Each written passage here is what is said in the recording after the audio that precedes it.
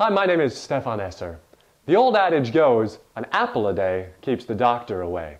Unfortunately, apples are no miracle cure, but they are loaded with a lot of the good stuff. They've got fruit pectin, insoluble and soluble fiber. They have phytonutrients, they have bioflavonoids, and a host of vitamins and minerals stored in their bright, colorful skins. Now, apples are very easy to come by for many of us. You see them in the stores all the time. Today I wanted to go over a couple common types of apples, a few ways to cut them, slice them, peel them, and enjoy them even more. So the next time you head to the store, you'll know just what to grab. First, Golden Delicious. Next, Fuji apple. You can appreciate a slightly different shape and with reds and pinks and yellows mixed in. Next, a Pink Lady. Not a very common apple, but one that I see often in the markets around me.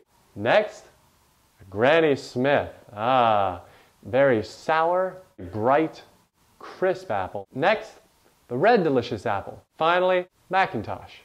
These were what were available in my local supermarket. Next time you're out shopping around, take a look and see what's available in your neck of the woods. Before we even start, let me say there are no absolute right or wrongs when it comes to cutting, peeling, or slicing your apples. What I'm going to show you, however, are a few things that I enjoy doing with my apples. So here is that beautiful Golden Delicious I showed you a couple moments ago. I'm going to set it down on our board, pick up a nice straight-edged knife, and cut it in a very traditional way. Right down the center, then turn the apple, cut it right down the center again. And here we have 4 nice quarters. To then take out the core, I merely take a small paring knife, cut in on one side, and cut in on the other. This leaves us with 4 wonderfully cored quarters ready to eat. That's one way to cut your apples. Now, if you'd prefer a slightly more efficient way, I'll show you with our Fuji apple.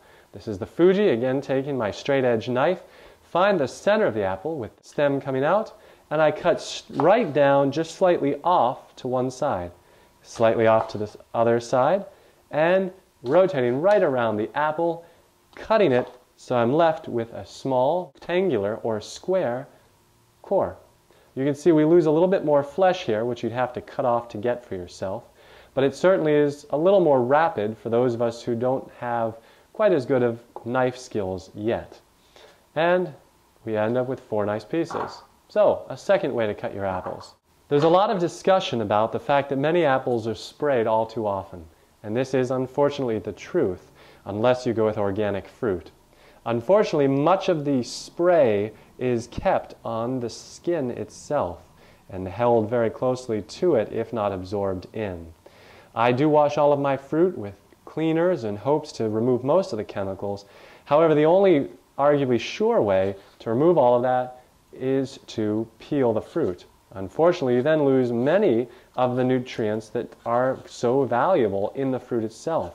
Those nutrients that provide the beautiful colors to the apples.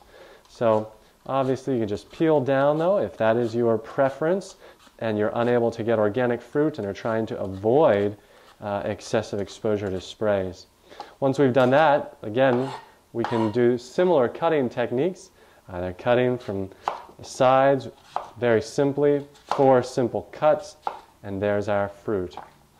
So next time you're at a local supermarket, swing by the fruit and vegetable section. Grab a few apples, find out what types they have. Bring them home, wash them, cut them, peel them, enjoy them. Make them a snack, or maybe even a 3-course meal. But whatever you do, start adding more of the good stuff into your life.